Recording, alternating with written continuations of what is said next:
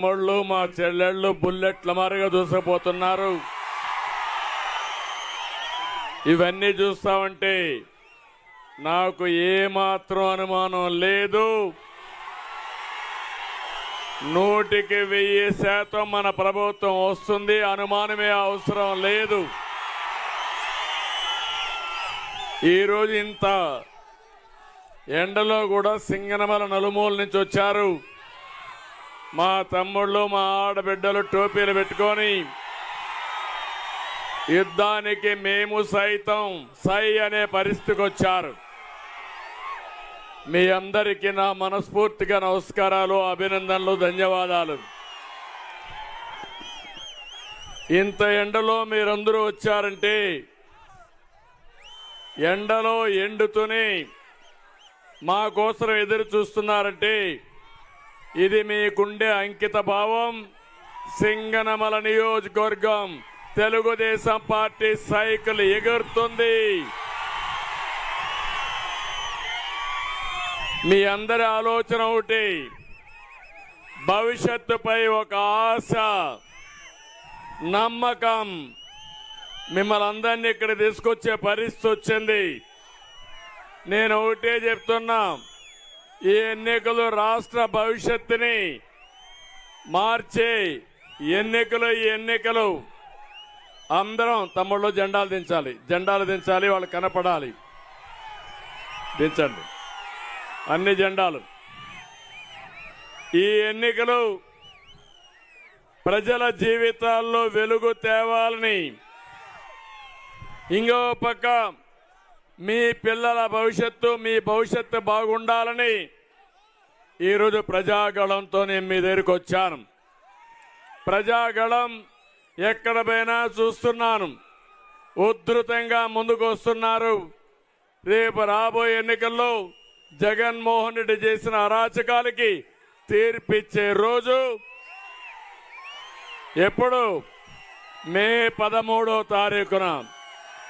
ఆ తీర్పు ఇక్కడ శ్రావణ్ శ్రీని గెలిపించి మీరు పెద్ద మెజారిటీతో అసెంబ్లీకి పంపించాలి.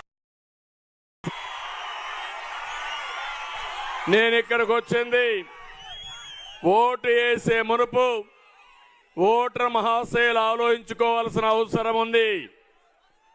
5 ఏళ్లలో మీరు ఎన్ని ఇబ్బందులు పడ్డారు, రాష్ట్రం ఎన్ని ఇబ్బందులు పడింది, మీకెంత నష్టం జరిగిందో అవన్నీ కూడా ఒకసారి నెమరు వేసుకుని తిరుగులేని తీర్పు ఇవ్వాల్సిన బాధ్యత మీ పైన ఉంది.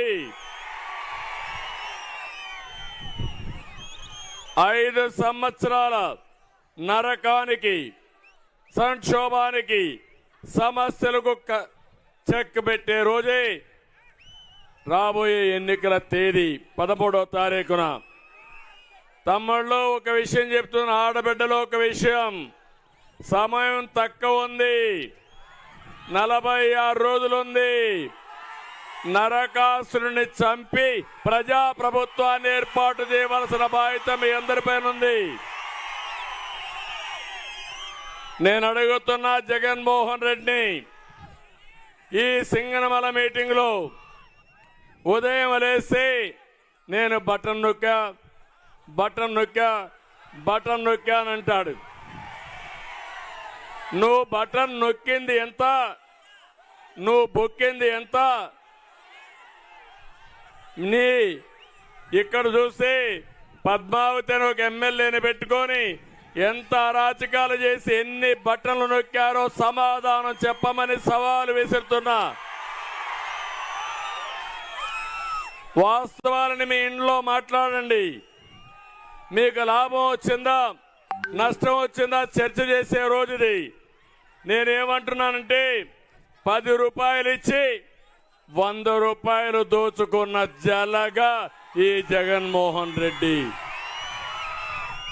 ఒక్క విషయం ఆలోచించిన, అందరూ కరెంటు వాడుతున్నారు. ఎన్నికల ముందు ఏం చెప్పాడు? కరెంటు ఛార్జీలు తగ్గిస్తానని చెప్పాడా లేదా? తగ్గించాడా తమ్ముళ్ళు? కరెంటు సక్రమంగా వస్తా ఉందా? 200 రూపాయల కరెంట్ ఇప్పుడు ఎంత బిల్లు పే చేస్తున్నారు మీరు?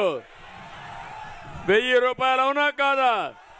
అంటే 5 రెట్లు పెంచేసి నేనేదో బటన్ నొక్కానంటాడు. నేను అడిగా, నువ్వు బటన్ నొక్కడం కాదు,